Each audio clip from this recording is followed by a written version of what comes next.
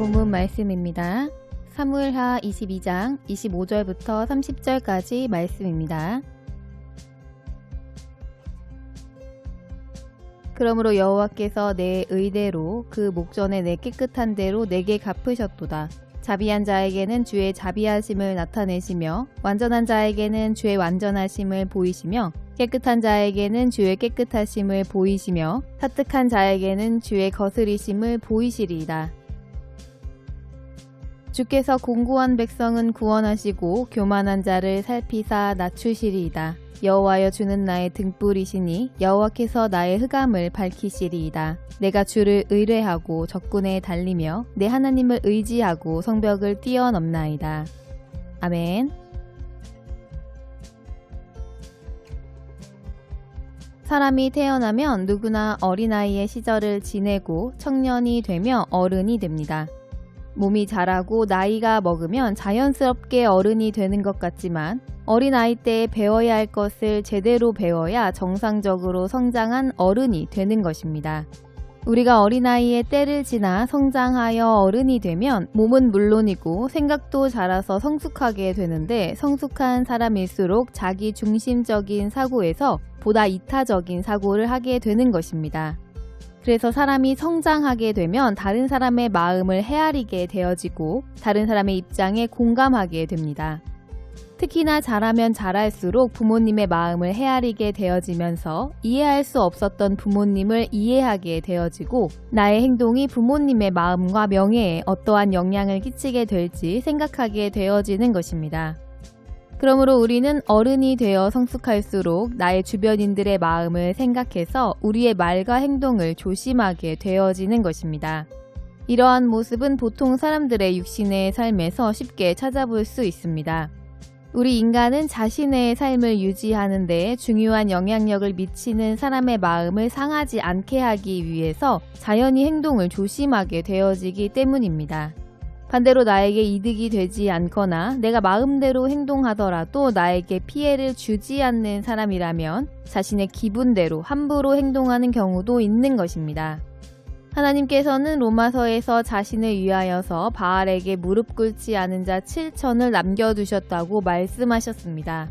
바알에게 무릎을 꿇는다는 것은 더 많은 물질을 얻기 위하여서 더 나은 지위나 명예를 얻기 위해 하나님께 순종하는 것을 차후로 미루는 것을 말씀하는 것입니다. 그렇다면 우리는 과연 세상에서 평안하고 부유하게 살아가기 위해서 바알에게 무릎을 꿇지 않는 자인지 아니면 바알에게 무릎 꿇은 자인지 자기 자신을 면밀히 돌아보아야 하는 것입니다. 오늘 본문은 하나님의 자녀로서 우리의 삶의 태도가 어떠해야 되는지에 대해서 말씀하셨습니다. 우리의 삶의 태도는 자신을 보는 이가 있는 때와 없는 때가 다를 수 있지만 상처나지 아니 계신 곳이 없으신 하나님은 늘 우리를 감찰하시는 분이심을 기억해야 합니다. 또한 하나님은 지정의가 확실하신 분으로 사람과 같은 인격을 가진 분이시고 감정을 가지고 계신 분이십니다. 예수님의 십자가의 공로로 자녀의 신분을 얻은 우리들은 그분을 실제적인 나의 주인으로 영접하여 섬기며 늘 복종하는 삶을 살아가고 있는지 아니면 인격도 생각도 기분도 없는 막연한 존재로 생각하고 있는지 돌아보아야 합니다. 하나님께서 마음이 합한 자라고 칭찬하신 다윗은 하나님의 실제적인 창조주요 가장 존귀하신 삶의 주인으로 섬겼던 사람이었습니다. 이러한 삶을 살았던 다윗의 고백을 통해서 우리의 삶의 모습을 돌아보아 우리도 다윗처럼 하나님을 섬겨야 합니다. 오늘 본문 25절에서 다윗은 하나님은 심은 대로 갚으시는 하나님이심을 고백하고 있습니다. 다윗은 여호와께서 내 의대로 내 깨끗한 대로 갚으셨다고 고백하고 있습니다. 하나님께서는 무엇을 심든지 30배, 60배, 100배로 거두게 하시는 분이십니다. 그러므로 만일 우리는 우리가 거두고자 하는 만큼 만족함이 없다면 하나님을 탓하기 전에 먼저 나를 돌아보아야 하는 것입니다. 하나님께서는 공의로우심으로 판단은 조금도 흠이 없기 때문입니다. 이어서 하나님께서는 자비한 자에게는 하나님의 자비를 보이시고 또한 완전한 자에게는 주의 완전하심을, 깨끗한 자에게는 주의 깨끗하심을 보이시지만 사특한 자에게는 주의 거스리심을 보이신다고 다윗은 고백하고 있습니다. 그러므로 우리가 남에게 자비를 베풀지 않았다면 하나님의 자비를 기대해서는 안 되는 것입니다.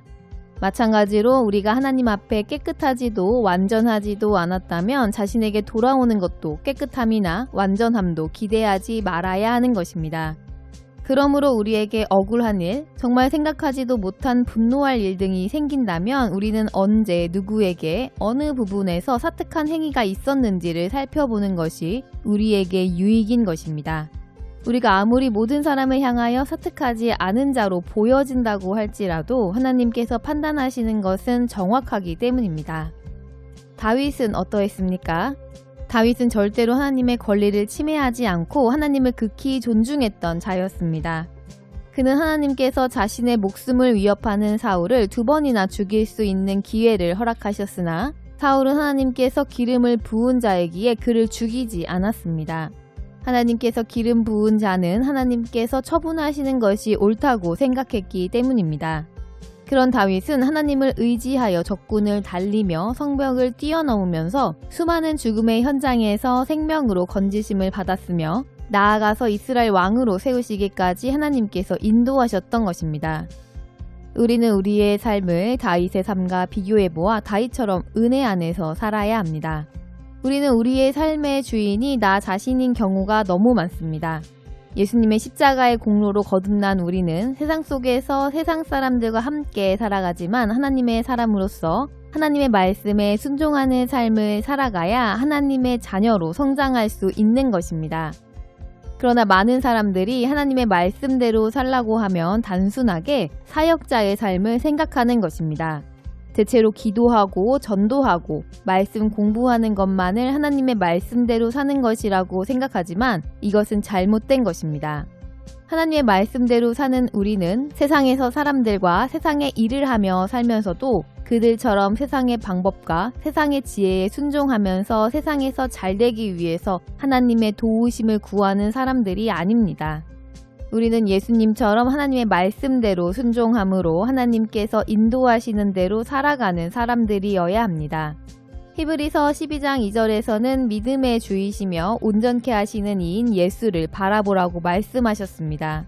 창조의 근본이시며 영광의 본체이신 예수님께서 육을 입고 이 땅에 오셔서 33년 반을 살면서 단 한 번도 자기의 생각이나 목적을 세운 적도 없으시고 보내심을 받은 대로 온전히 순종하셨습니다. 그 예수님처럼 우리들도 하나님의 자녀들이므로 예수님처럼 오직 하나님의 말씀을 듣고 순종하는 삶을 살아가야 합니다. 그와 같은 삶이 하나님의 지혜로 하나님께서 기뻐하는 자녀로 살아갈 수 있는 길이며 하나님의 사람으로 살아가는 것입니다. 우리가 세상에서 세상 사람들과 같이 경제 활동을 할 때 하나님은 어디 계십니까? 그때도 우리는 하나님께서 보시기에 좋은 자녀로서 항상 하나님께 지혜를 구하며 정직하고 성실하게 살아가야 합니다.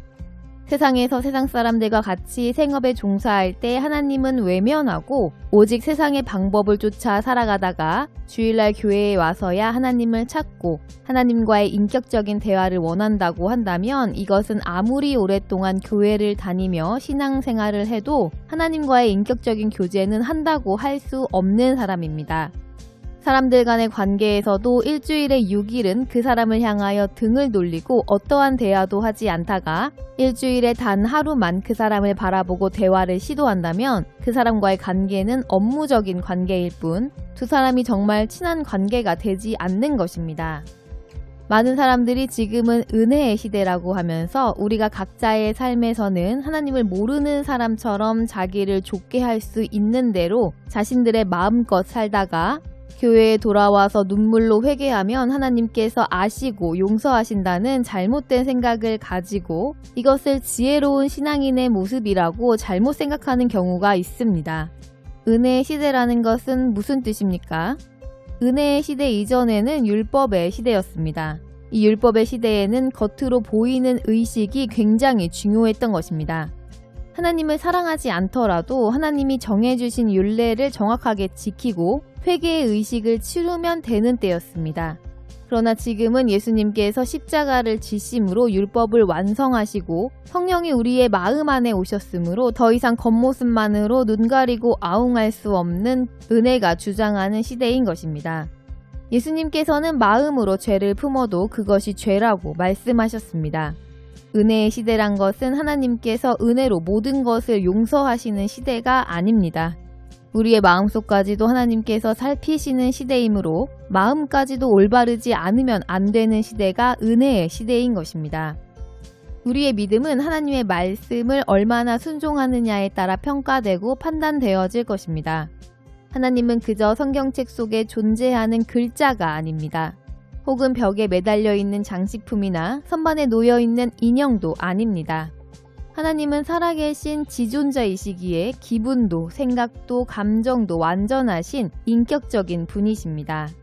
시편 기자는 악인들이 하나님을 잘 알지 못하고 두려워하지 않는 말을 하고 있음을 지적하고 있습니다.